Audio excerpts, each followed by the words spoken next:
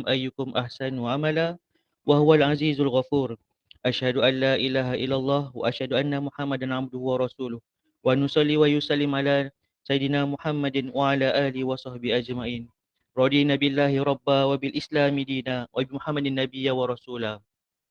Pertama-tama sekali saya ingin mengucapkan selamat datang tetamu jemputan kita yang diraikan Dr. Maisarah daripada Greenways Selangor. Timbalan saya nampak sini timbalan presiden kita Abang Zuhailmi Bacuk kita. Di balik tabir yang mengawal Google Meet kita ni saudara Amar.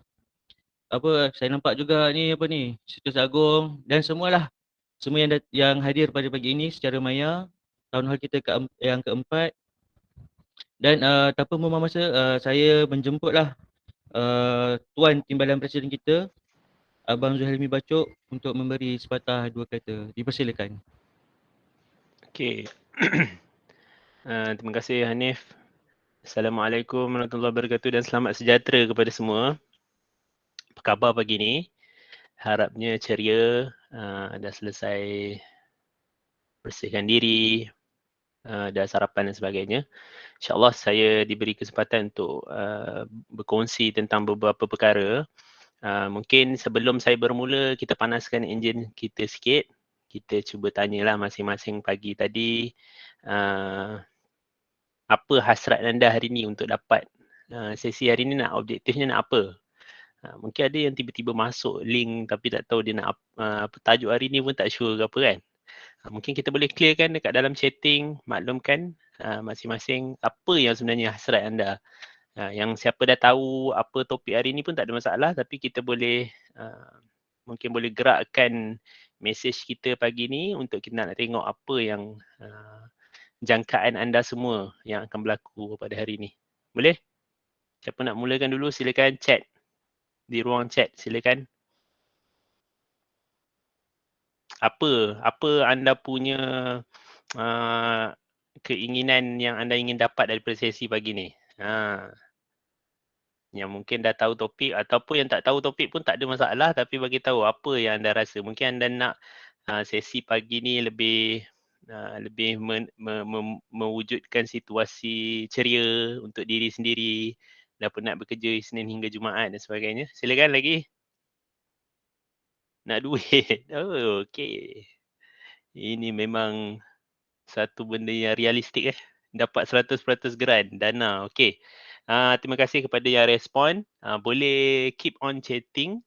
Antara benda yang mungkin kita boleh maklum hari ini bahawa satu perkara yang penting untuk kita sama jelas bahawa kita berada dalam organisasi yang pastinya anda semua kenali sebagai pemuda gema dan anda perlu full hearted dengan keadaan ataupun keberadaan anda di dalam organisasi tersebut. Sebab apa saya berkata begini? Sebab kadang-kadang untuk merealisasikan sesuatu perkara tu, kalau kita tidak berpijak di bumi yang nyata, maka kadang-kadang kita akan terhuyung-hayang dengan keadaan. Seperti bendera di belakang saya ni kan. Kalau tak ada hara tuju kan, dia kat situ je lah kan. Dia tak terbang ke mana-mana. Dan dia dah fix dengan tali dia. Kan? Dia dah fix dengan apa yang dia terikat. Tapi kita dalam organisasi, kadang-kadang orang tak suka dengan keterikatan ataupun kebergantungan yang terlalu strict kan. So kita mungkin nak cuba, MC mungkin dah start dengan satu perkara yang sangat menarik hari ni, bahawa dia nak cuba jadikan santai, kita cuba informal pagi ni supaya anda semua boleh lebih jelas bahawa keadaan kita dalam organisasi pemuda gema ni, kita ingin sesuatu yang kita buat pun kita suka, kita buat pun kita semangat. Kita tak sahaja sambarono je orang cakap kan. Kita ada tujuan kita untuk memastikan kita nak empower anak muda. Kita nak bersama-sama respect anak muda. Kita nak merasa mereka bersama-sama kita berasa awesome juga kan. So itu perkara penting yang mungkin kita nak pastikan anda semua tahu bahawa matlamat kita dalam kehidupan macam mana, dan secara tak langsung anda berada dalam pemuda gema, anda pun kena merealisasikan dengan realiti yang berlaku melalui kita punya visi-visi dan sebagainya.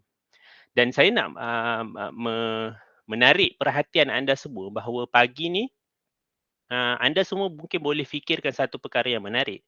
untuk anda boleh cari satu buku yang bagi saya satu bahan bacaan yang sangat baik untuk kita sama-sama explore, iaitu tajuknya No Rules Rules. No Rules Rules. Siapa tahu buku ni tentang company apa?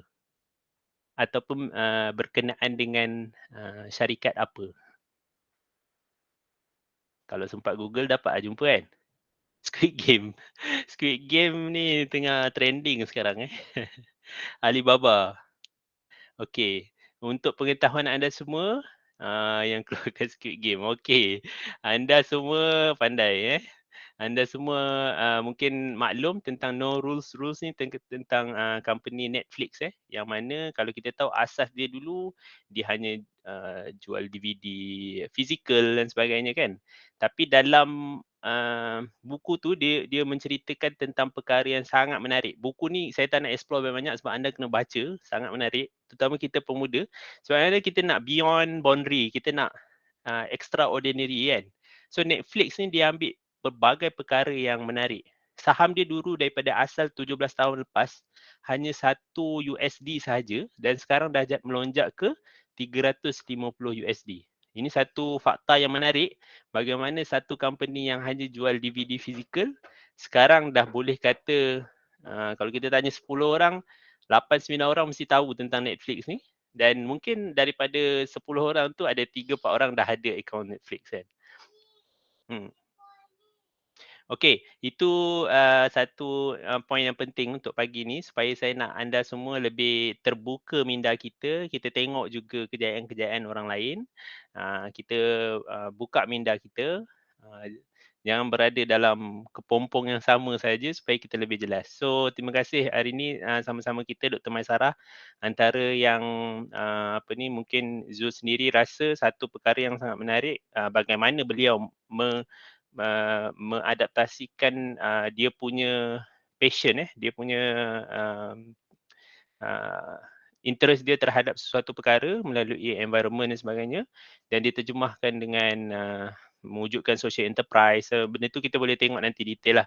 Tapi apa yang penting sebenarnya skill how to do a proposal in proper way lah yang mungkin boleh sama-sama kita manfaatkan hari ini supaya benda ni mungkin orang kata theoretical sangat tapi realitinya semua kena tahu bahawa paperwork tu menggambarkan kita. Kalau andai kata kita ingin sesuatu perkara tu untuk kita dapat sponsor dan sebagainya, kadang-kadang kita tak pergi sana untuk present atau pitch sesuatu perkara.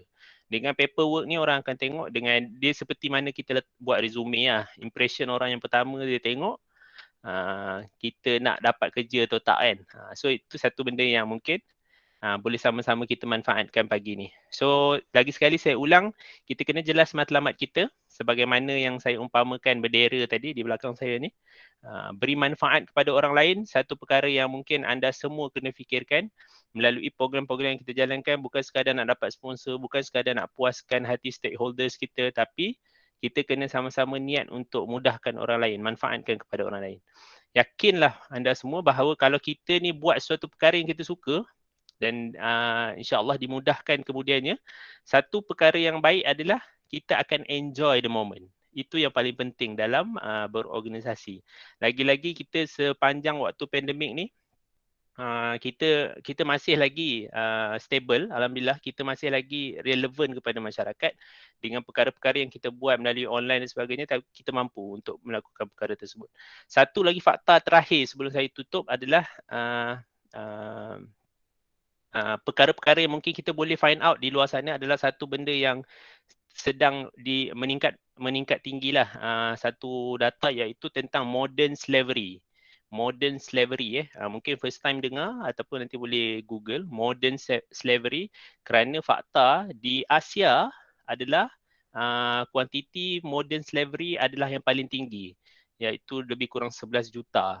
Modern slavery ni seumpama waktu orang dijadikan hamba di dalam dunia moden lah maksudnya dia bekerja tanpa mendapat dipaksa kerja dan tidak mendapat gaji dan sebagainya. So benda-benda macam inilah kita nak menyelesaikan secara mungkin sedikit, tapi sebenarnya impact dia besar kepada masyarakat. Kita sebagai pemimpin pemuda Gema, kita yakin bahawa apa benda yang kita buat sekecil-kecilnya pun pasti ada impak jika kita betul merealisasikannya dalam kita fikirkan untuk jangka masa panjang, iaitu sustainability. Jangan lupa tengok juga tentang perkara itu, kerana kalau kita buat sekadar buat, dia akan repeat every year. Tapi kalau kita buat dengan matlamat yang lebih melestarikan akan datang, insya-Allah apa-apa perkara yang kita buat pun sustainability dia wujud, insya-Allah dia akan berkembang secara bercambah baiklah, seperti cendawan yang tumbuh kan. So saya harapkan hari ini ada 18, insya-Allah the numbers are growing. Kepada semua selamat bertown hall, dan insya-Allah ini sesi yang baik untuk anda manfaatkan. Jangan lepaskan peluang, ambil nota, fokus, dan sama-sama kita manfaatkan, kongsi kepada pemuda Gema Negeri tim masing-masing. Terima kasih kepada penganjur Pemuda Gema Perak, dan saya harapkan sesi hari ini lebih sama-sama kita raikan kita punya speaker secara baik untuk kita participate bersama. Terima kasih. Assalamualaikum. Selamat sejahtera. Waalaikumsalam. Okey, terima kasih kepada Tuan Timbalan Presiden kita. Okey, tanpa membuang masa, saya menjemput Dr. Maisar Tajuddin. Beliau merupakan daripada Greenway Selangor, yang mana agak dekat dengan Gema Perak juga sebenarnya, sebab banyak aktiviti yang melibatkan dengan minyak masak terpakai. So Gema Perak pun ada buat minyak masak terpakai, tapi tak sehebatlah daripada Greenway Selangor ni. Okey, tanpa membuang masa, saya mengalukan speaker kita hari ini, Dr. Maisarah. Dipersilakan. Okey, bismillahirrahmanirrahim. Assalamualaikum warahmatullahi wabarakatuh dan selamat pagi kan semua. Terima kasih kepada Gema Pusat lah sebab menjemput saya untuk share sikit pasal proposal kan hari ni kan. So sangat interesting lah introduction yang saudara Zul buat tadi kan. Dia sebenarnya memang kalau cerita pasal proposal ni memang very technical, but then tapi itulah benda yang memang kita kena tahu, because itu adalah represent kita punya organisasi lah, untuk kita tunjuk kita ni mampu buat ke, tak boleh buat ke kan. Sebab ada masa kita tak boleh nak present kat orang yang nak bagi duit ni ataupun kat grant tu kan. Tapi macam mana caranya adalah dengan cara proposal tu kan. So saya bukanlah orang yang expert, tapi bolehlah berkongsi sekadar daripada pengalaman yang ada kan. Banyaknya saya memang buat bersama Greenway. Dan sebelum ni waktu saya buat PhD pun, saya yang buat grant untuk FRGS saya sendiri kan. So dapat kan. So jadi itulah benda yang saya apply dan kita akan tengoklah.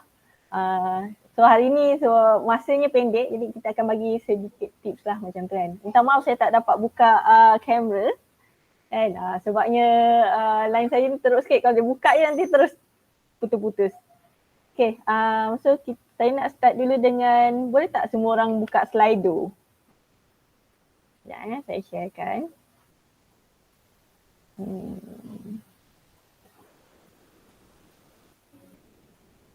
Okay. Okay, boleh tak kalau semua orang buka slido.com dan kemudian masukkan nombor ni 390323.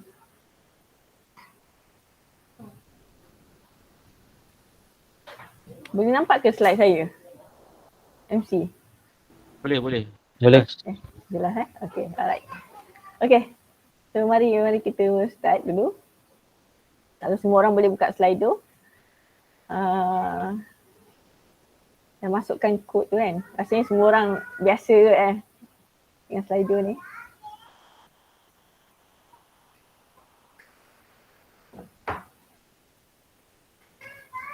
Apa khabar? Dah ada orang tanya.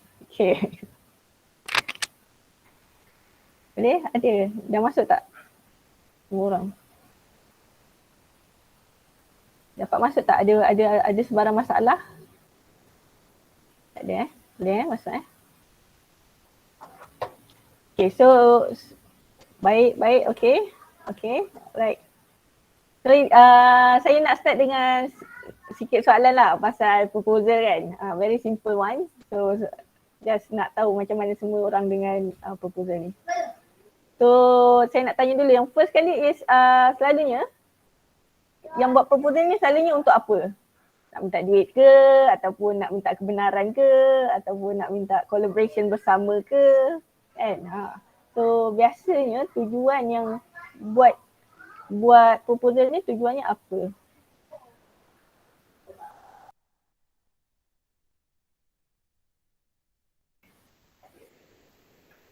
Minta kerjasama dan dana. Okay. Lagi? Biasa untuk minta duit. Okay. Dana collaboration. Proposal, request from proposal.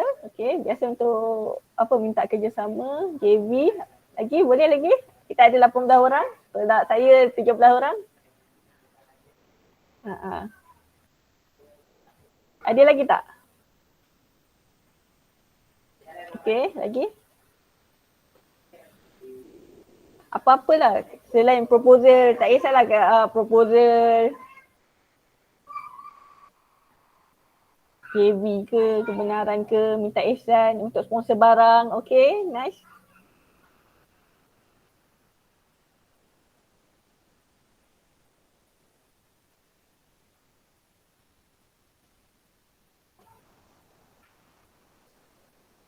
Tender, okay. Minta promo program, okay. Menarik. Pre-proposal sebelum proposal betul, okay. Alright, record and track program, buat program apa.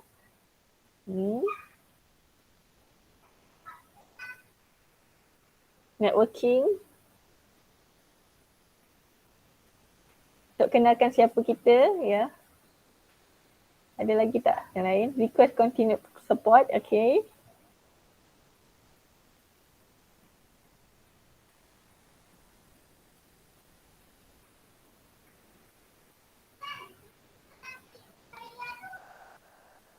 Okay. Right, so kalau ada lagi nak jawab, boleh terus jawab So saya nampak kat sini banyaknya untuk dana, kan dia besar kat sini, dana, networking, proposal, marketing, okay, JV. Alright, okay. Alright, so soalan kedua benda paling susah kalau nak buat proposal tu apa benda? Nak fikir apa dia punya flow ke, nak fikir projeknya ke, ataupun nak tulis ayatnya ke, budget, okay, objektif, okay. Objektif ni benda paling kerap juga saya dengar, budget. Okay, tak maaf ada suara latar belakang banyak deadline pendek sangat, okay. Nak cari pengarah program yang susah sebelum buat proposal. Okay. Pelaksanaan. Okay, lagi? Ada lagi tak? Bajet bajet besar Maknanya ada beberapa orang jawab bajet. Extraordinary factor dalam proposal tu Okay. Alright. Kena buat ayat, deadline, tadi dah. Detail pembelanjaan masih dalam bajet. Okay. List of impact. Okay. Bajet, latar belakang, projek, objektif, X factor. Okay. Buat saya benda-benda yang besar to make impact. Okay, alright. Yang request memacam sampai proposal jadi full report. Okay, betul. And quotation. Okay, ROI tu dia more kepada impact lah basically kan. Okay. Simple tapi sampai. Okay. Okay, menarik. Okay. Kita nampak kat sini sebenarnya masalah besar tu budget. The rest is the content of the proposal lah kan, yang kita nak tengok macam mana nak ni. Okay, so terima kasih. Kita move ke last question Kalau buat proposal biasanya guna apa? So Word, PowerPoint, Canva ke campur-campur? Boleh jawab dua lah. yang biasanya guna kan.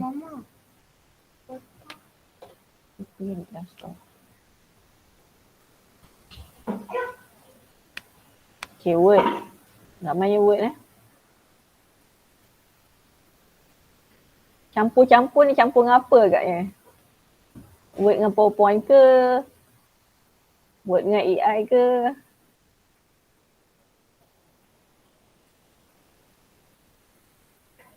Okay, alright. The majority menggunakan Word. Ada 31% guna PowerPoint and campur-campur.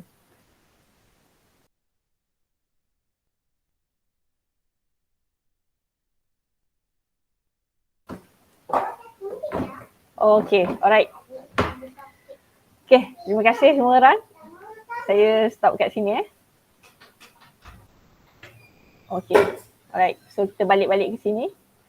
So basically kalau kita tengok sebenarnya proposal ni banyaknya adalah pada bajet dan konten So biasa kalau ni kadang orang minta konten lah, tapi hari ni saya tengok bajet kan, bajet. Okey, tak apa, nanti kita tengok lah. So hari ni tak pergi detail, tapi biasanya dalam proposal ni kan apa yang ada kan, kalau kita tengok kan. Pendahuluan, lagi ada tak lagi? Apa lagi yang biasanya ada? Kan saya nak tengok chat ni.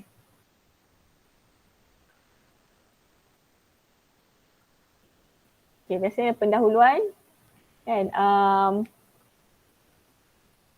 penyataan masalah, objektif kan, kumpulan sasaran, tempoh garis masa, kaedah pelaksanaan, EJK, impak, kewangan kan, dan ada beberapa lagi benda yang sebenarnya dia bergantung kepada yang tadi ada sebut kan, dia ada yang minta banyak sangat dalam proposal sampai jadi macam full report. Ya betul. So tengok, dan dia bergantung kepada nilai ataupun value yang kita dapatlah, dana lah, especially kalau yang minta dana kan, dia akan lebih terperinci lah kertas kerjanya. So biasanya macam tu. Kalau kita kena tahu kita nak minta proposal ni proposal apa. Kalau proposal collaboration, dia lebih kepada macam ni kita nak impress dia supaya orang tu collaborator kita ni nak collaborate dengan kita kan. Kalau kita minta dana funding, dia lebih kepada macam mana, apa impak tu sesuai tak dengan kita punya duit tu yang kita minta, funding yang kita minta, dan juga mampu ke kita laksanakan. Itu yang kita kena bagi impression pada proposal. So the rest tu bergantunglah kan kepada apa yang kita nak objektif kita tu. So basically content yang biasa ada adalah benda-benda yang saya nyatakan kat sini kan. Okay. Tapi yang paling penting sebenarnya adalah ringkasan projek kan. Biasanya orang yang baca proposal ni dia tak akan baca lama-lama. Dia akan baca go through sekali lalu kecuali di bahagian kalau kita minta geran lah. Geran tu dia exception sikit sebab geran ni dia ada beberapa pilihan, jadi dia akan go through satu-satu. Tapi benda main yang mereka akan tengok adalah ringkasan projek ataupun detail projek yang paling utama. Yang biasanya kita letak summarize tu first page. Ataupun kalau biasa buat geran tu dia minta executive summary kan. Executive summary tu itu ada letak semua kan. So dalam tu kena bagi impression yang bagus. Apa detailnya, apa impaknya kan. Dan dia important points kan. Dia tak perlu tulis banyak-banyak. Orang baca sekali orang boleh faham projek tu pasal apa. Itu pentingnya. So summary ni sangat penting. Summary ni dia mesti letak kat depan. So kalau orang tu tak ada masa, macam kalau kami di Greenways ni kita banyak minta funding dekat YB kan, government and corporate. So first impression tu dia tak ada banyak masa nak baca. Kita boleh bagi 5 minit, 3 minit kan untuk dia baca kan. Jadi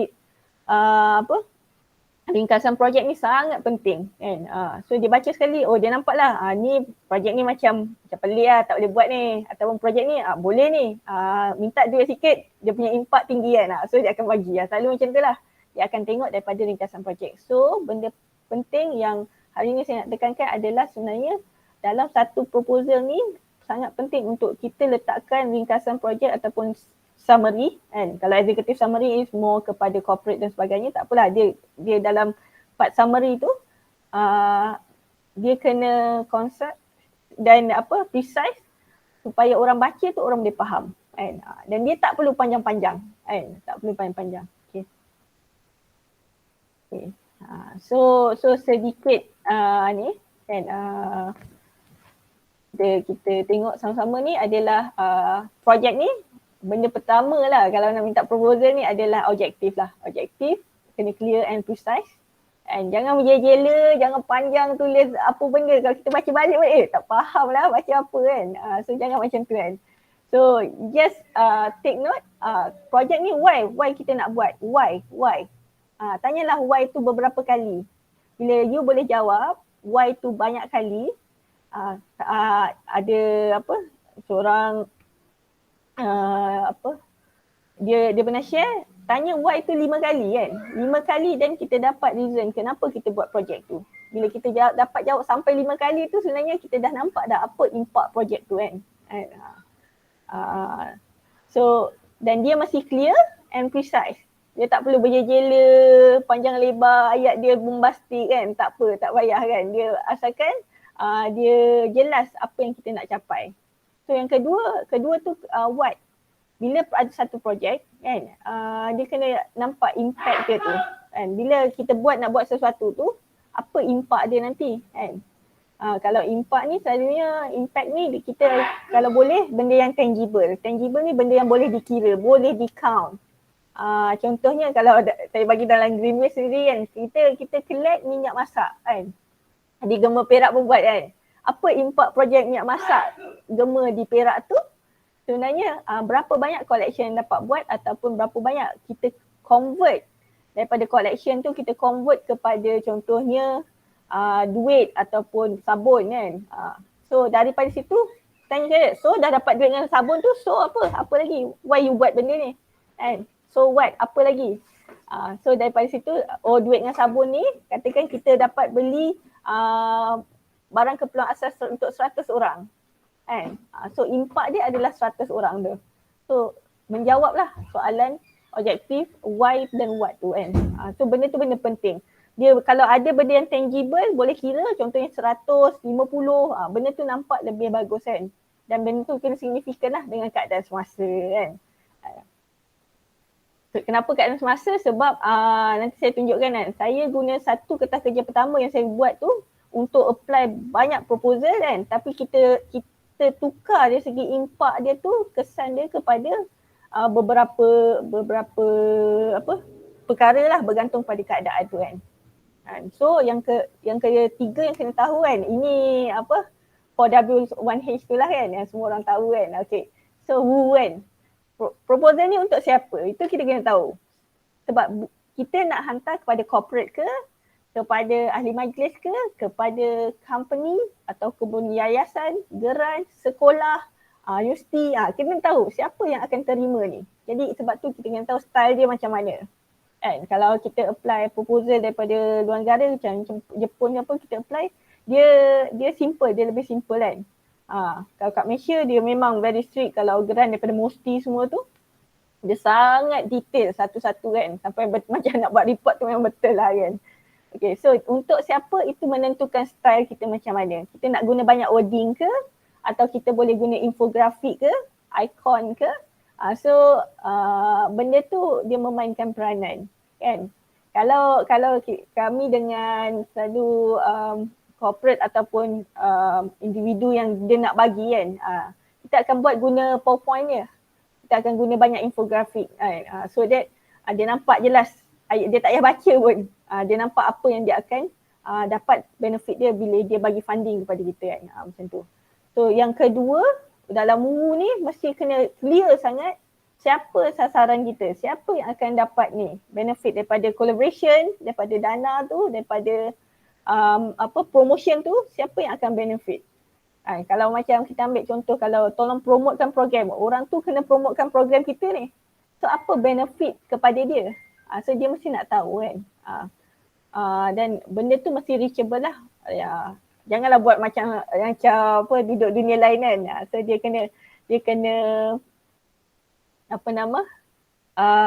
clear siapa kita punya kalau beneficiaries ataupun kumpulan sasaran yang akan dapat manfaat daripada projek tu ataupun benda yang kita apply tu kan. Okay, then yang ketiga, macam mana? So macam mana ni dalam proposal is very important juga is kaedah pelaksanaan. Kan? Macam mana you buat projek ni? Kan? You nak suruh promote macam mana you buat tu? You nak buat minta 10,000, macam mana you nak guna duit tu? Kan? So is mesti dalam our capacity. Maksudnya benda tu boleh buat lah. Kalau di Greenways kami punya projek kebanyakan adalah 3 bulan. So sangat sekejap. So dia tak mudah lah untuk convince yang kita mampu buat benda ni dalam within 3 bulan kan. 3 bulan or less. Ataupun ada yang pergi ke, kalau macam tu ada yang sampai 6 bulan lah. Cumanya mampu tak, kapasiti kita ada tak benda tu untuk buat pelaksanaan tu. Kapasiti ni dia include lah tenaga kerja, perkara-perkara teknikal, semua aspek lah yang merangkumi. Boleh tak kita buat kan? Kat kawasan tu feasible ke tak kan? Dan yang kedua dalam hal tu juga adalah keuangan, cost. And cost ni kena, tadi cakap ramai pasal bajet kan. Bajet ni memang betul important. Bajet ni kena reliable and logic lah. Kan? Takkan beneficiaries dia 20 orang minta 10,000. Maknanya seorang tu 500. Buat apa dengan 500 kan? Itu dia punya tu. Kena tahu dia punya margin tu macam mana. Dia punya pembahagiannya macam mana kan. Kalau seorang tu, katakan kalau kita banyak juga buat baru-baru ni dengan banyak bagi bantuan kan. Jadi seorang akan dapat RM100. So nak buat untuk 1 orang, so 10,000 kan lebih kurang kan. 10,000. Jadi 10,000 ni apa yang dia dapat? Dia dapat apa? Berapa lama dia bertahan? Bila dia dapat ataupun berapa lama kira dia benda tu memberi manfaat kepada dia, one off ke ataupun macam mana. So benda tu dia berkait juga. Keuangan ni dia akan reflect kepada impact tu. Kan? Takkan kita minta 10,000, lepas tu impact dia sekali one off kan. Orang nak bagi pun susah kan. Contohnya bagi macam baru-baru ni kalau contoh di Yayasan Hasanah kan, mereka tak gemar projek yang dia one off. Contohnya projek bagi makan sekali. Bagi makan sekali, okey, apa impact seterusnya? Tak ada, tak tahu kan. Kecuali kalau kita kata lepas dia bagi makan dia akan boleh buat kerja kan. Dia akan boleh pergi bekerja ataupun pergi mana-mana. So dia ada another impact, so okay kan. So okay lah, berbaloi lah saya bagi RM100 ni. Kalau tidak, macam mana kan, tak berbaloi, okay. Contohnya kalau dia bagi RM5,000, apa impact dia?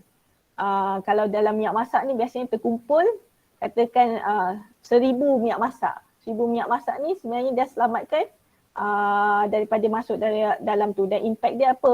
Ada beberapa perumahan takkan nak berlaku kerosakan kan.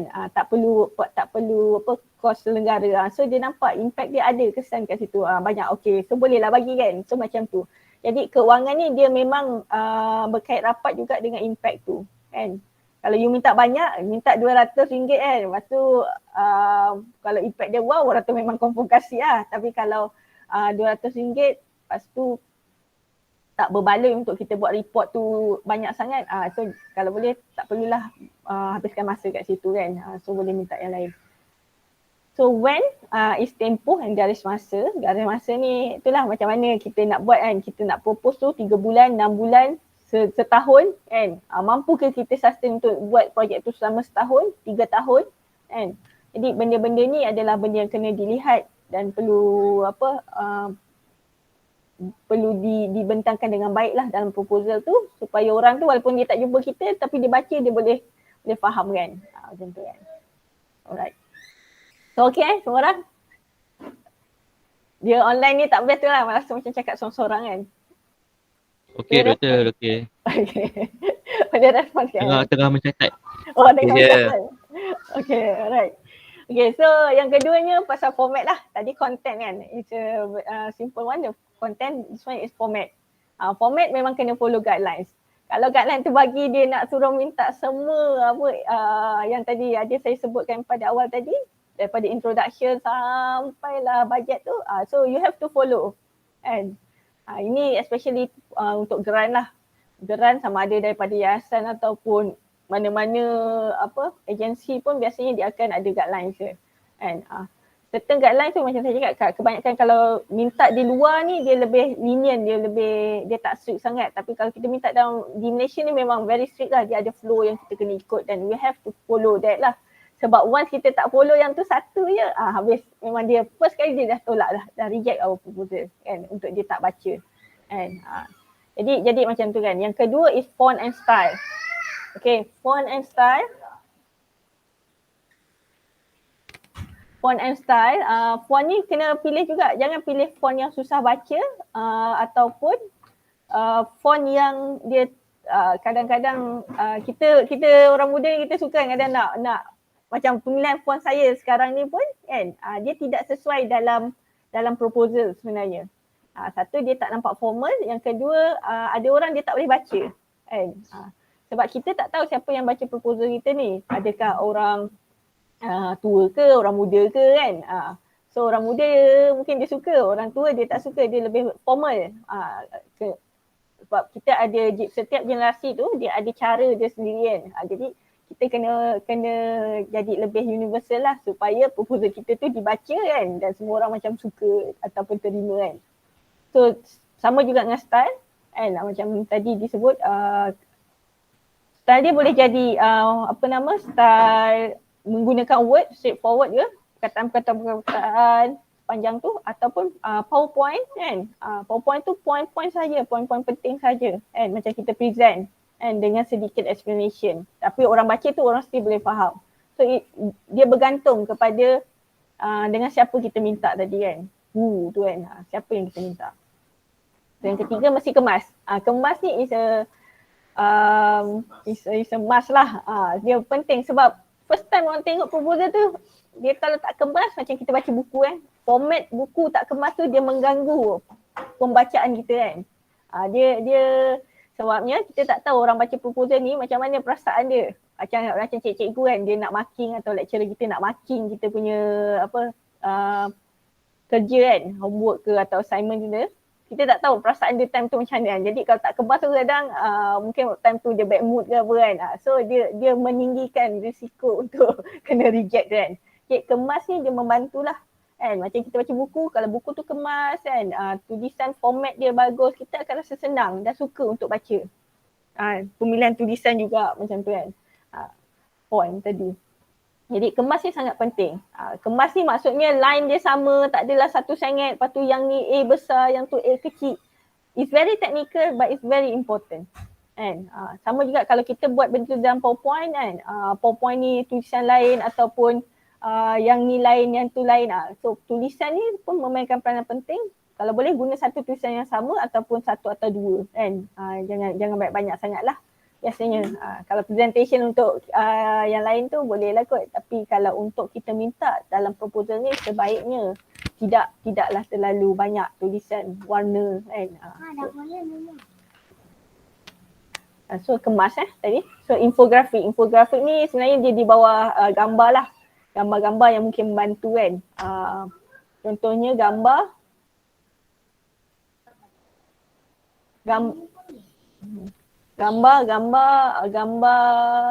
dari segi timeline. Contohnya kita buat timeline tu dalam bentuk gambar ataupun Gantt chart kan, yang kita letakkan kan. Ataupun gambar-gambar yang memang kita letakkan untuk menjelaskan lagi proposal apa yang kita nak buat tu sebenarnya. So dia memberi gambaran lah.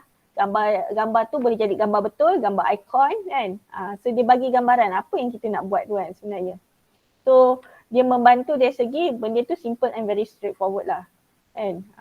So infografik ni penting kan. Penting sebab kalau kita kena bayangkan orang yang baca proposal kita ni orang yang tak tahu apa-apa pasal projek kita ni kan. Sebab kita yang buat ni selalu kita baca macam dah okey ni. Dah okey ni, kita rasa kita faham kan. Tapi sebenarnya kalau kita bagi orang lain baca kan, test bagi kawan kita baca kan, minta dia baca faham tak pasal projek ni. Tanpa kita explain kat dia. Kalau dia faham tu insyaAllah boleh lah kan. Kalau dia tak faham macam apa ni maksudnya proposal tu dia tidak menjawab persoalan-persoalan kan kepada orang yang membaca tu. Okay.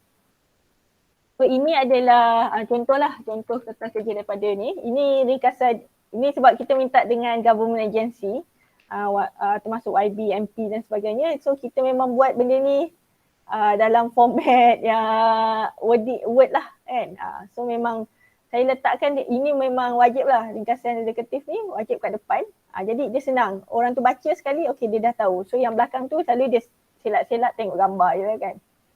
So ini first proposal yang kita buat dengan Greenways yang kita gunakan macam-macam untuk dapatkan funding kan. Cuma kita akan tukar objektif dengan impak tu kan. Impak tu kepada masyarakat tu.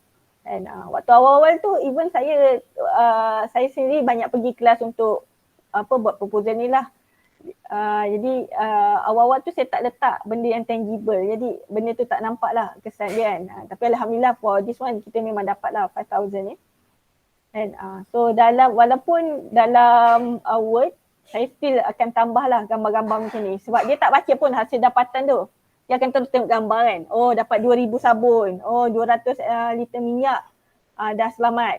Kan? So benda tu is very helpful lah untuk diorang. Okay. Ini contoh yang buat tak berapa nampak kan. Garis masa kan. So dia apa yang kita buat tiap-tiap bulan tu kan. Apa hasilnya. Dan juga kat bawah tu yang sebenarnya kat sini ni dia lebih kepada apa yang berlaku selepas projek tu. Maksudnya selepas penggunaan projek tu apa yang dia akan dapat, apa penjimatan dia yang akan dapat dalam masa setahun dan sebagainya kan. Kalau impak tu tak boleh kira dalam masa sebulan, kira lah dalam masa setahun kan. Dia nampak besar kan benda tu. Ataupun boleh juga buat garis masa yang straightforward macam ni lah. 1, 2, 3, 4 kan. Okay. So dia buat tentang apa kan. Buat satu-satu dan benda tu mesti clear, tak perlu ayat yang banyak kan, orang tak baca kadang kan. Jadi dia clear lah apa dia perjumpaan 1, 2, 3 dia macam tu kan. Okay. Contoh. So ada juga yang memang ini macam kebanyakan ada individual dan orang yang dia nak simple ya proposal tu kita akan buat dalam PowerPoint lah biasanya kan. Dan letak ikon macam ni kan. So dia nampak okay dalam tu ada berapa, RM50. So dalam hygiene kit tu akan ada apa 1, 2, 3, 4, 5, 6 okay macam tu. Oh ada 8 item kan. Ataupun kita ini yang kita bagi juga dekat surau-surau dan juga ni surau-surau tu tak akan baca lah panjang-panjang kan. Jadi kita betul buat straightforward macam ni.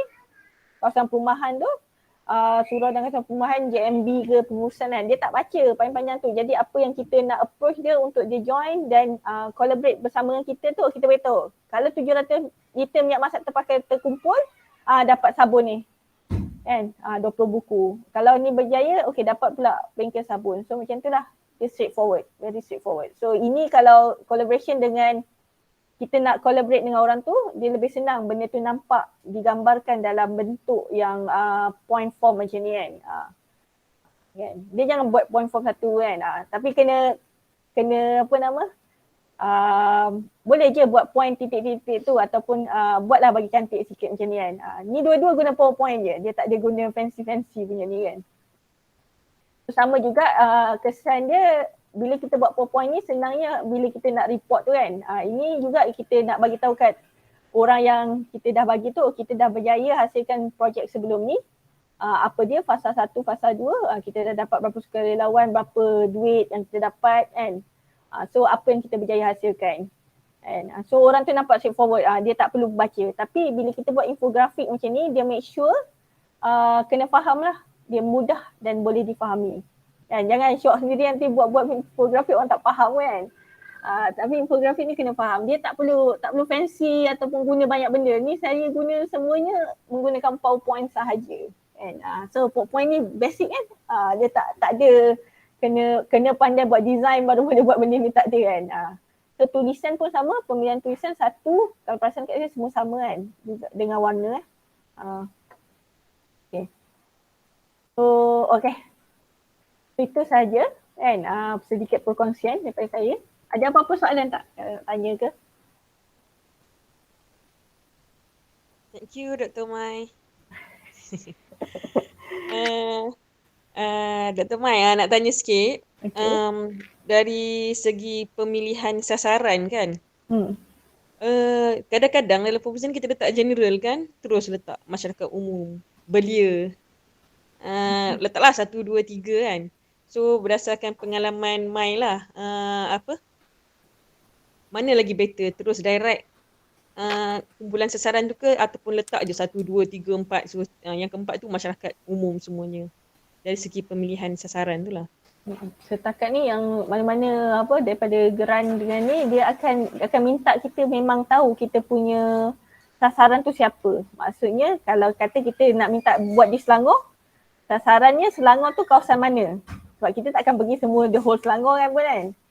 So sasarannya di mana? Contoh Shah Alam. Okey, Shah Alam. Shah Alam ni belia berusia berapa? Belia ada banyak. Belia dia ada belia awal, belia tengah dengan belia akhir kan.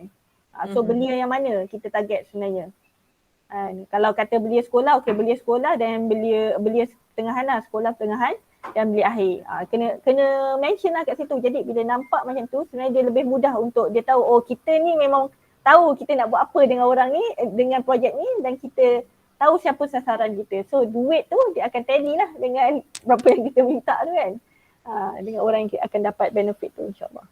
Faham. Duit tally dengan orang yang minta. Dia sebab selalu benda tu dia duit kan. Kalau collaboration tu. Okay. Kalau tak masyarakat umum tu macam terlalu general kan? Terlalu general. Okay. Ada lagi. Okay, so ini basically just simple tips lah daripada tu kan. Yang biasa kita buat tu itu yang aspek-aspek yang kita kena tengok lah. Tapi banyak juga lagi perkara lain yang detail tu macam mana kan. Objektif tu ayat, pemilihan ayat dan sebagainya itu mungkin kita boleh tengok kemudian lah nanti insyaAllah. Kalau tak ada apa-apa soalan, saya pass balik lah kepada MC. Okey, terima kasih kepada Dr. Mai. So hari ni kita dapat belajar benda baru lah. Macam Amar cakap ni kan, ringkasan eksekutif. Kita selalu tinggal ringkasan eksekutif dengan gambar rajah timeline tu. So lepas ni proposal kita harap lebih mantap dan juga lebih lah untuk kita ni. Okay, daripada Puteri Aisyah boleh baca chat lah. Panjang sangat ni Puteri. Kita kena ringkas je, okay, nak buat proposal. Okay, baca je. Penambahan pandangan untuk solicited type proposal, contoh kalau from corporate to corporate lah, biasanya dia akan fokus lebih kepada deliverable ROI. Apa yang diperlukan sebagai impact proposal hanya perlu pilih satu big objektif kepada bajet yang diperlukan, tak perlu berjela. Cakap dengan eksekutif summary, cukup dengan eksekutif summary dengan satu big reason untuk apa bajet proposal diperlukan. Okay. Big guide incorporate kebanyakan lebihkan penting ROI. Okay. Technically untuk delivery dalam jenis proposal gini akan memanjangkan proposal sebab corporate ingin nampak lebih banyak input detail dalam how. Okay, terima kasih kepada Put untuk perkongsian. Ni konsultan ni rasanya gaya dia ni. Okay, ROI tu apa Put? sebab dalam kalau kita buat EIA pun executive summary tu dengan ringkasan eksekutif kena buat di bahasa letak depan sekali. Tu dalam EIA report lah. Okay, next punya agenda kita apa ya? Sekejap ya, saya semak agenda.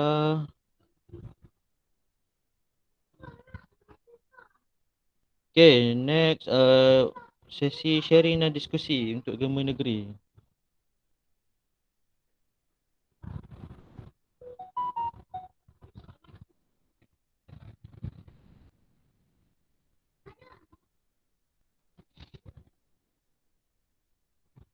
Okey, untuk sesi sharing dan diskusi Gema Negeri ni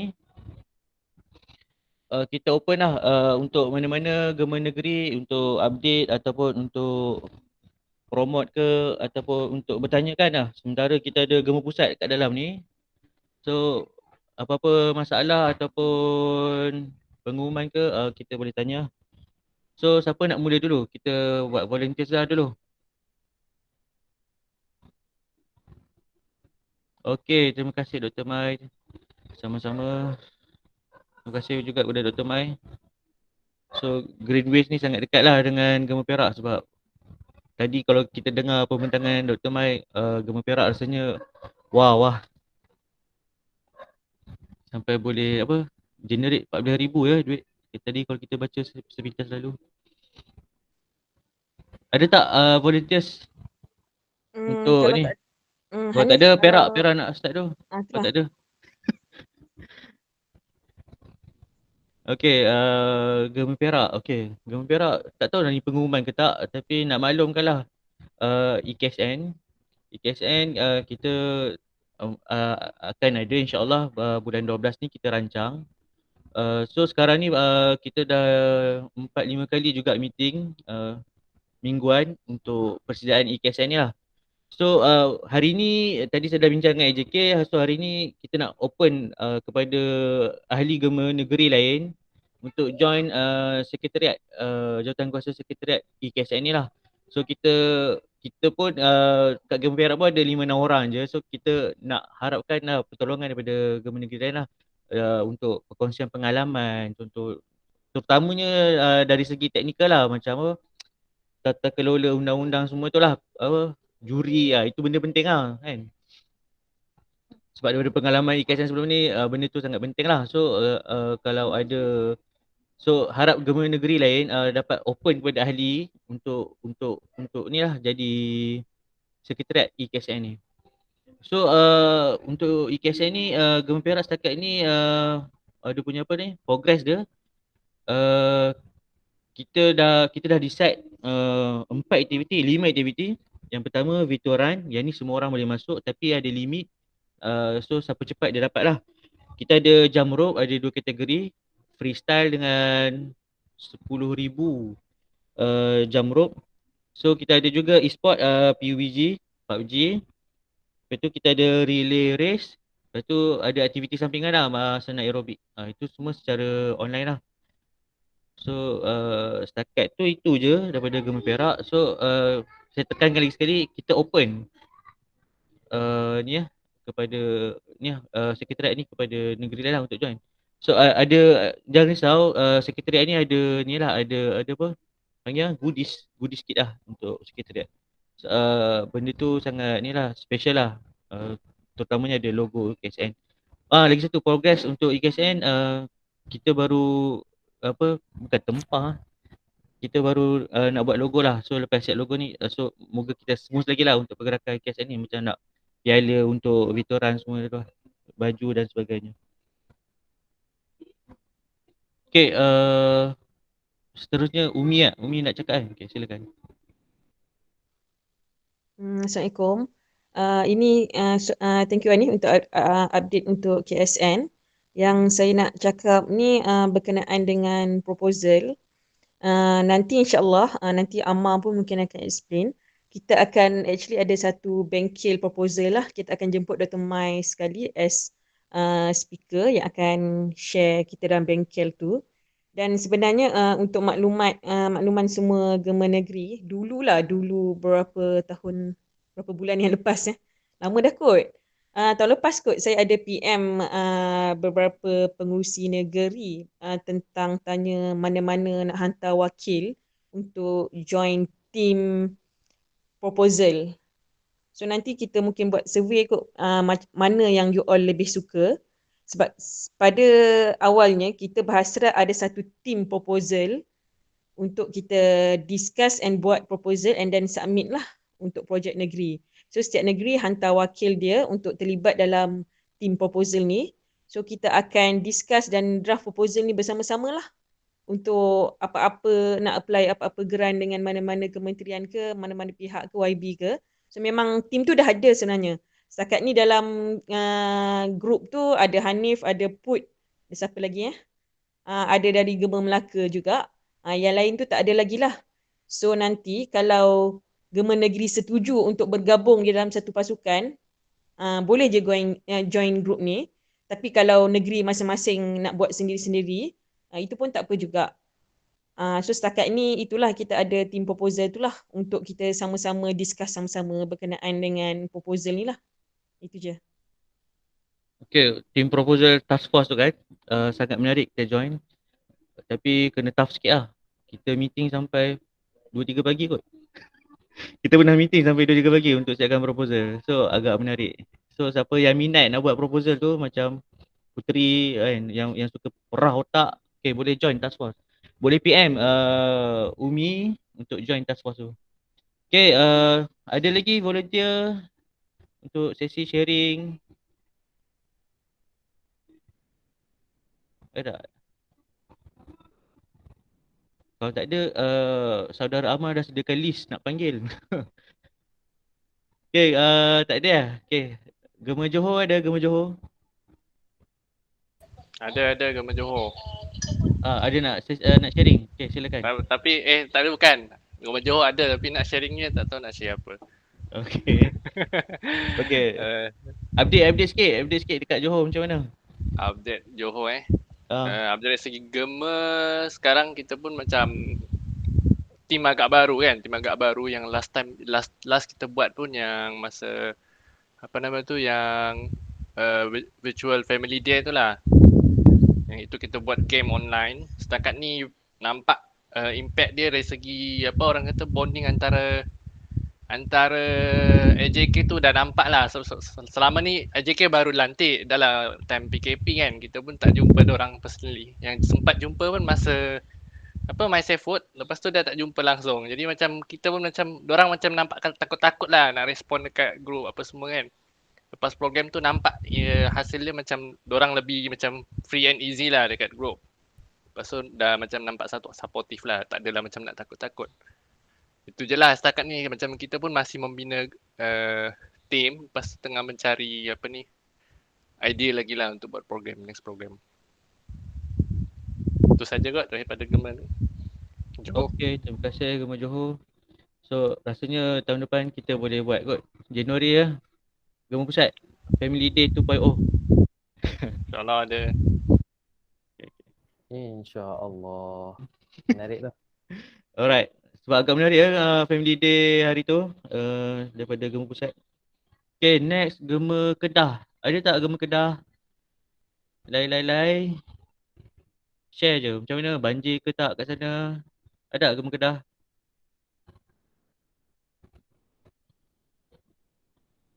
Okay, 3, 2, 1. Tak ada.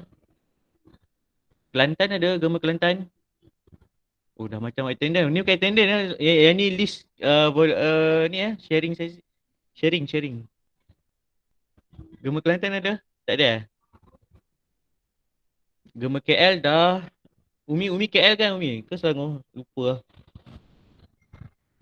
Kak Umi dia Gema Pusat tadi tu. Gema Pusat. Okay. Kata KL. KL pula. Ada Gema KL. Umi nak share Umi KL.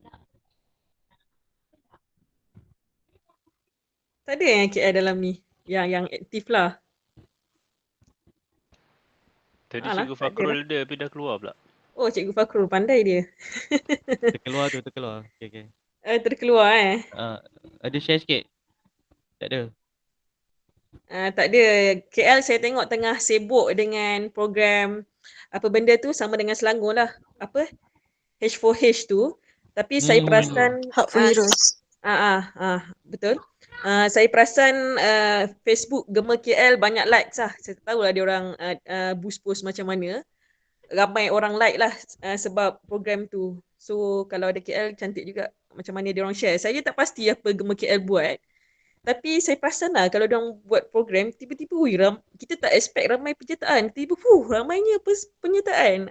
Macam program sebelum ni lah yang buat yang apa tu yang dengan JBS KL tu, itu pun kira hebat lah macam mana dia orang promo and penyertaan tu memang sangat ramai lah. Untuk H4H mungkin Atikah boleh update kot. Dah macam mana? Okay. Selangor. Boleh. Selangor silakan. Okay, Assalamualaikum warahmatullahi wabarakatuh. Saya nak update 2 program. Yang pertama H4H tu nantilah. Yang pertama dari Gema Selangor ke Gema Selangor yang mana kita telah laksanakan daripada bulan 7, 8, 9 kita bagi sumbangan lah di kalangan AJK Gema Selangor dan Horizon. Mana-mana yang terjejas tu. So alhamdulillah kita dapat almost every month kita bagi pada yang terjejas So kutipan dalam 3,000 plus lah. Okey, itu yang pertama. So dia dah berakhir bulan 9 lah semalam. Yang kedua adalah Hub for Heroes. So sekarang ni sesi untuk pembungkusan. Kita dah dapatkan senarai lengkap untuk frontliners kesihatan dan Gemma KL memang dia banyak fokus kepada media lah. So yang saya difahamkan in terms of macam mana diorang tarik rekrut apa semua tu, media lebih pada, tak salah saya yang kalau dalam Facebook tu kan ada ads tu kan, FB ads semua tu. Dan kalau untuk bagaimana kita dapatkan frontliners tu adalah kita deal sendiri dengan pihak-pihak hospital, dan juga kita dapatkan daripada poster tu lah, maksudnya hasil daripada tu. Cuma detail tu saya sama lebih ingat kot numbers tu. Dan program ni dijangka berakhir akhir bulan 10. So selepas ni pembungkusan dan terus edaran lah. Amar ada apa-apa nak tambah lagi Amar untuk yang Hub for Heroes tu? Ada. So yang pertamanya Hub for Heroes ni gabungan antara 3 pihak lah, di mana Gemma Pusat, Gemma Selangor dan juga Gemma KL. Dipimpin oleh Gemma Selangor. Gemma Pusat dia ada bagi bantuan kewangan dan juga sedikit idea. Lepas tu dibantu juga oleh Gemma KL untuk bahagian beberapa perkara lah, termasuk media. So kalau tengok tadi sebenarnya kita menggunakan satu platform sahaja untuk boost post. So kita guna Gemma KL punya page. Sebab tu Gemma KL punya likes banyak gila, sebab kita buat strategi satu post. Sebab kalau Gemma Pusat buat, Gemma Perak, Gemma KL buat, Gemma Selangor buat, mungkin kita akan target orang yang sama. So rugilah kalau kita nak boost kat situ. So kita buat satu page je yang boost dan kita share lah daripada situ. So memang banyak lah kat situ. Dan sebenarnya kita boost pun rasa dalam 200 je, tak sampai lebih kurang. Dan strateginya lebih pada minta untuk kita efektif ataupun efisienkan Facebook ads tu dengan tengok copywriting dan juga tengok dia punya setting-setting tu, boleh bertanya dengan Adlan, saudara Adlan daripada Gemma Pusat. Sebab dia juga merangkap, tak silap saya, ketua marketing untuk Iman Shop Group. So boleh dia memang kerja dia khas untuk bahagian marketing lah. So Facebook ads semua ni dia memang kerja dia. So boleh tanya dia, boleh PM dia. So saya tanya Hadi memang PM lah Adlan untuk dapatkan khidmat nasihat. Sebab tu lah boleh nampak dia punya post dia tu memang boom lah. Itu yang pertama. Yang kedua, sekarang dah fasa pengagihan lah. Di mana saya sebenarnya personally saya in charge bahagian logistik. So nanti saya akan edarkan Hub for Heroes tu nanti. Apa yang tadi? Tak dengar. Apa yang nak di-share? Toki? Itu je lah Hub for Heroes tu. Ya. Dengan ni detail frontliners tu. Tapi kebanyakan dapat daripada yang kita dealing dengan hospital kan, compared to yang kalau dikatakan yang Facebook. sebelum ini, mungkin Hub for Heroes yang pertama Gemma Johor yang buat bersama dengan Kak Mira yang previously kan. So dia open pada semua satu Malaysia, tapi yang ini kita fokus pada Lembah Kelang dan dia agak susah sebenarnya untuk kita dapatkan nama-nama. So kita buat strategi di mana kita buat pecah dua, di mana satu tu kita hubungi terus kepada hospital COVID, kita dapatkan nama-nama daripada mereka. Kita bagi dalam 10 ke 15 nama lah untuk diorang isi dan kita tengok mereka yang layak mengikut kriteria. Hantar nama. Yang kedua kita buat dari segi pencalonan umum lah. So dia bersama, tak silap saya dah terlebih sebenarnya 100 kan, 100 lebih juga tu.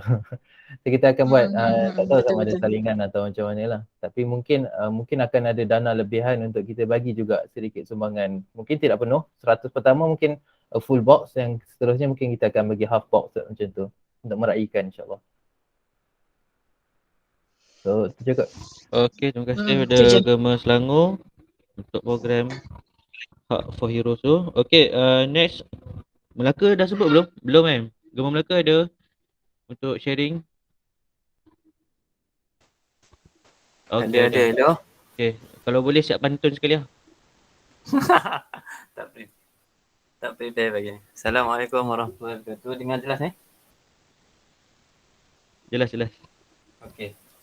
So bulan lepas Gemma Melaka buat kempen Gemakan Pantun sempena Hari Malaysia. Oh, kena ada pantun lah. Pantun nanti. So alhamdulillah kita punya target tu adalah untuk perpaduan kaum lah. So dan apa nama tu, kita punya target program kita kita nak buat macam pertandingan, tapi since kita tak ada dana kan, so kita punya target, Gema Melaka target untuk program beberapa program yang akan datang adalah untuk zero cost lah.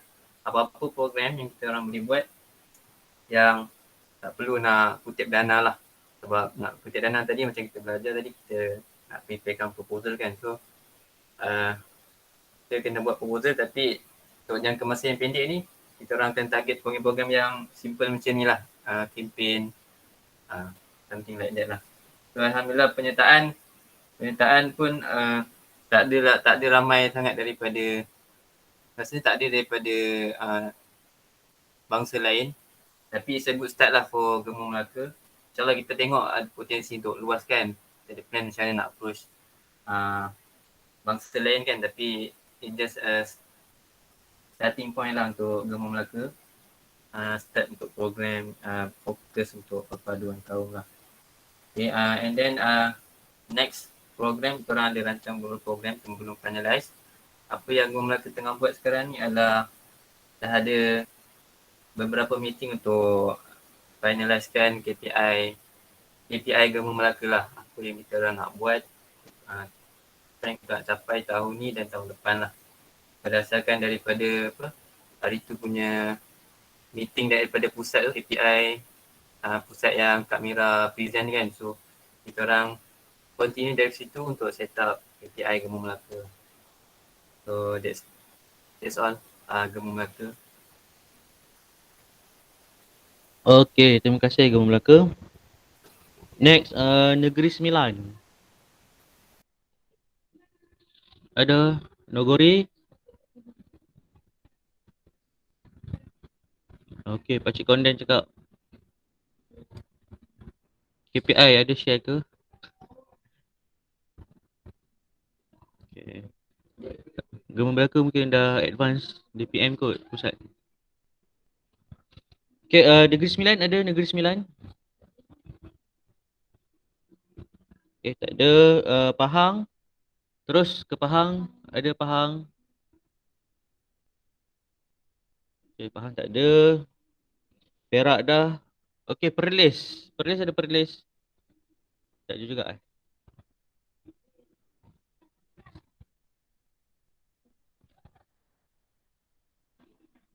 Pulau Pinang. Pulau Pinang tak ada kan? Okay, Selangor dah. Terengganu tak ada. Terengganu pun tak ada. Okay. Next, agenda seterusnya feedback. Kita dah lewat 3 minit. Saya serahkan kepada Saudara Amar. Dipersilakan Saudara Amar.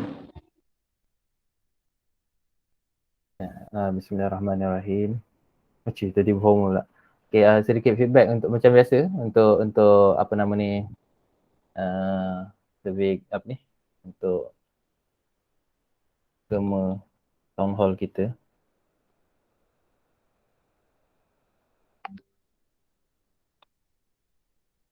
Okay, saya ada sharekan satu list, satu link. Boleh pergi ke, boleh scan ataupun sekejap saya share dekat dalam chat box untuk kita punya survey lah, insyaAllah. Sorry, sambil buat ni, so macam tak dapat nak fokus nak bercakap. Macam-macam benda nak buat. Okay, alright. So berikut adalah survey lah juga dan juga feedback. Nak tahu juga macam mana pendapat anda semua berkenaan dengan hari ni punya sesi dan juga apa yang anda harapkan lagi. So boleh pergi ke Bengkel tu bengkel online ke face to face? Cik tanya je. Kalau untuk semua maksudnya online lah. Susah pula kalau kita nak face to face, kalau daripada Kelantan nak datang, Johor nak datang kan. So kita buat online insyaAllah. Nak tanya je mahukan tak bengkel. So baru ada 5 orang yang ni. Boleh jawab terus untuk yang next. Next question. Best sharing, okay. Sikit nak tahu sebab tadi Kak Umi dah bagi apa nama ni, bagi intro. Sebenarnya saya tak expect pula Kak Umi nak bagi. Saya ingat nak bagi last ni nak tanya dulu. Tapi okey je sebab kita memang agak sikit sebenarnya tadi. Mungkin tak puas apa yang kita dapat daripada apa nama ni, Dr. Mai. Dr. Mai sebenarnya banyak dia hantar proposal. Mana yang di list kan, yang kita dah nampak tu sebenarnya tu yang mana berjaya je. So, mana yang tidak berjaya tu pun kita boleh belajar dari situ. Kenapa dia tidak berjaya dan list-list yang kita boleh dapat lah daripada situ. So macam kalau boleh nak jemput lagi lah Dr. Mai ni kan untuk kita buat lagi sekali bengkel yang lebih mendalam. Tadi pun dia buat sharing dalam setengah jam je. So macam tak banyak lah. So nak tengok je. Okay. Komen-komennya lah bagus. Hope ada session yang lebih detail untuk buat proposal. Best sharing, teamwork. Yep, nak join bengkel. Kalau ada online bengkel, offline bengkel mungkin tak mampu kot. Betul. Setuju tu.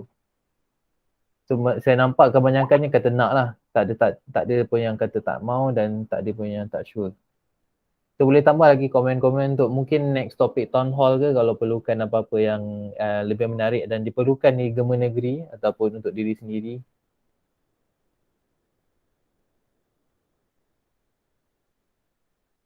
Ya, boleh lagi isi-isi.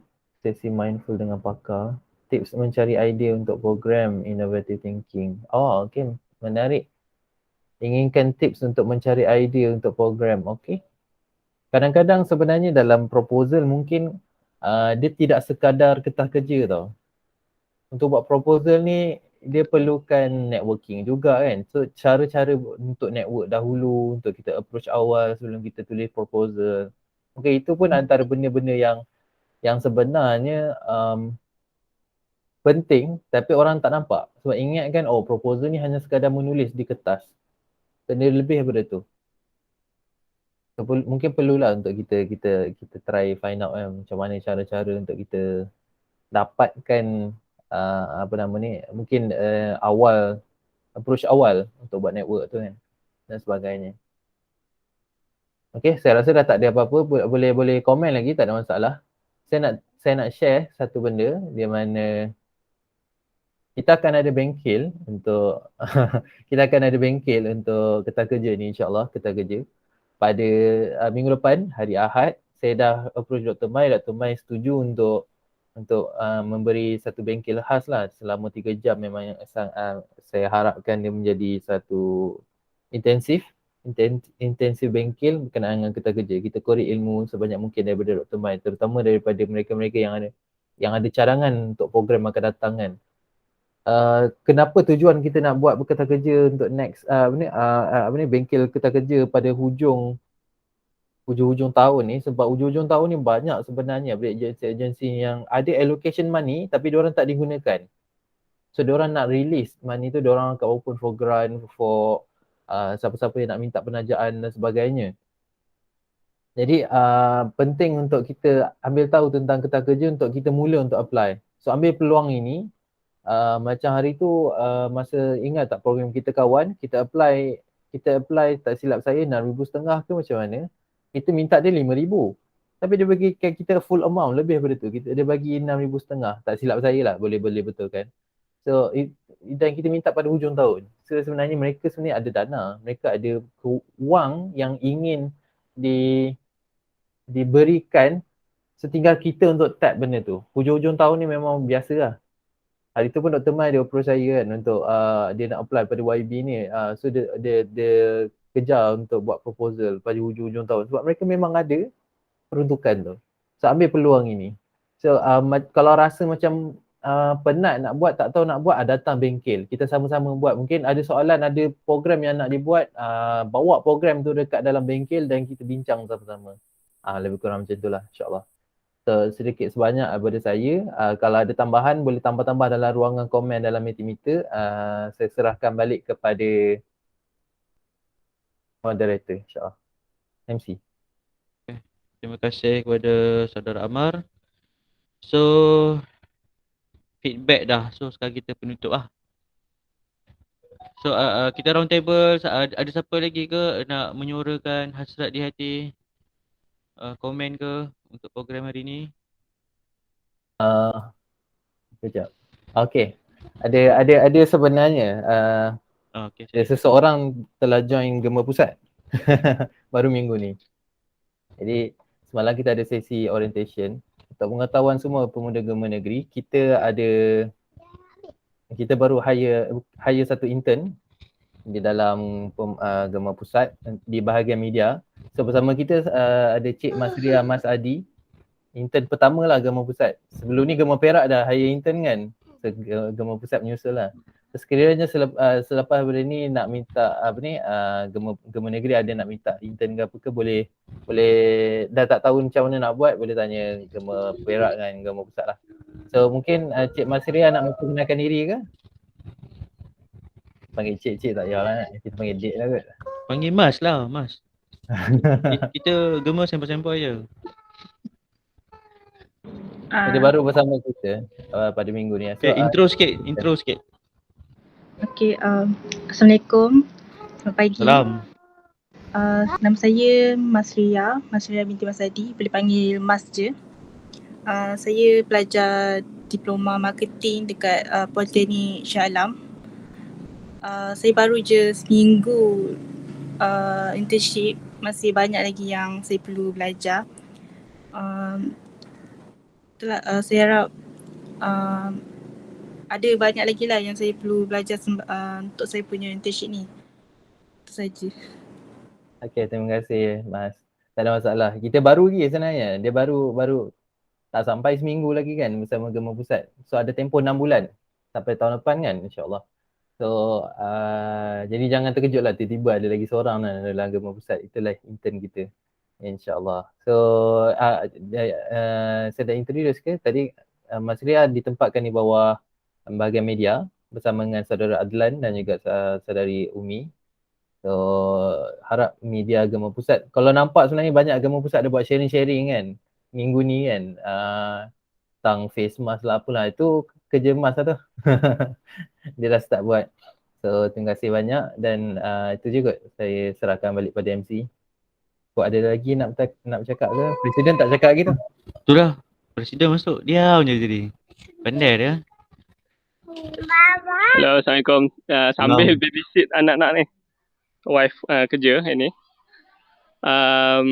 Terima kasih semua yang hadir. Sikit lah, saya cakap sikit je kot. So tadi sebenarnya kalau kita tengok sharing daripada siapa nama itu, Dr. Mai kan. So sebenarnya apa yang kita boleh belajar juga adalah sebenarnya semua negeri, Gemma Negeri, kalau kita boleh fokus satu niche area yang kita boleh betul-betul master kan, dan sebenarnya kita boleh jadi sebesar GWS pun, Green Waste Selangor tu kan. Dan mereka, sebab apa, kalau kita tengok tadi pun memang diorang sangat fokus kepada Green Waste dan fokus kepada beberapa inisiatif ya. Tapi dia sangat berstrategi dan timnya pun tak ramai sangat pun. Tapi sebabkan mereka fokus dan diorang boleh develop satu benda yang besar lah dan very impactful kan. So benda-benda macam tu yang kita boleh belajar lah dari especially di peringkat Gemma Negeri. Cari apa-apa yang anda boleh mahir kan, dan kita boleh terus fokus. Yang kedua, sebenarnya macam sharing daripada Gemma Johor tentang tadi nak bina team dan sebagainya. Dan benda ni akan sentiasa repeat lah sebenarnya setiap kali kita bertukar AJK, setiap kali kita ada pemilihan baru dan sebagainya. So satu part yang di Gemma Pusat yang kita mungkin boleh share adalah kita sekarang dalam proses untuk membina pejabat Gemma Pusat lah maksudnya. Pejabat Gemma ni dia akan ada full timer, akan ada intern dan sebagainya, yang bila kita bina ni walaupun bertukar AJK di peringkat Gemma Negeri atau Gemma Pusat, mereka ni akan kekal lah sebagai full timer dan sebagai orang yang akan meneruskan segala bentuk operasi yang sedang berlaku kan. So mungkin satu benda yang lagi yang Gemma Negeri dah boleh start untuk fikir adalah untuk macam mana nak develop pejabat Gema Negeri lah sendiri. So saya rasa itu je sikit point daripada saya. Terima kasih banyak yang hadir dan saya rasa very good discussion lah untuk hari ni. Okay, terima kasih. Assalamualaikum. Waalaikumsalam. Terima kasih Tuan Presiden. Okay, minta maaf lah dah lambat 15 minit rasanya ni. Okay, tak ada apa-apa lagi ya daripada Gema Negeri lain. Kalau tak ada, kita tutup majlis kita dengan tasbih kafarah dan suratul As. Subhanallah.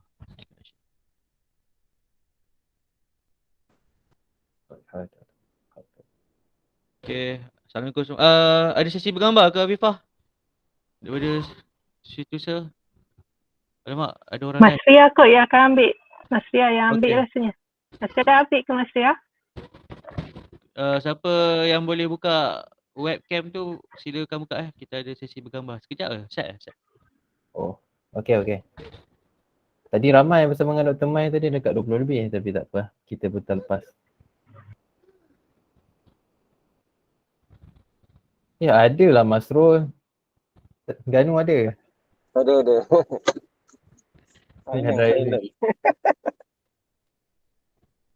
Okay. Mas Ria kira tau. Kalau dah ready. Dah ready boleh kira. Okay. Nasim kat luar. Tu lah Nasim kat luar patut suara tadi banyak suara anak-anak. Okay, lepas ni kita boleh tolong isteri kita buat kerja rumah, basuh pinggan ke. Ya Allah, Masya Allah. Kalau tak ada isteri macam mana? Sian. Tolong mak lah. Mas, dah ambil ke? Kita snap je. Dah semua dah ni. Ni je. Boleh bagi lagi seminit kot. Mungkin yang terutama yang perempuan tu mungkin susah nak cari tudung sebagainya. Afifah bukan baru balik pasar. Afifah. Sudah mandi dah. Kena mandi Aduh. balik pasal mana boleh duduk. Ingatkan terus meeting tadi. Town hall. Betul lah kan. Tengok suasana pasar macam Nasim, suasana kat rumah. Okay, Mas. Saya ambil sekarang Okay. Okay dah. Dah. Alright. Okay, kami daripada Gema Perak mohon maaf lah ada kesilapan daripada kami ataupun terkasar bahasa ke kan. Okay, hope tahun hal lepas ni siapa nak volunteer jadi host boleh PM Amar terus lah. Tak payah Amar tanya-tanya kan. Mula Gema Perak pun tak nak juga. Kita tengah busy EKSN ni nak suruh jadi host pula. Macam tu lah. Jadi kita ambil je, tak apa, tak ada masalah. Senang je jadi host je.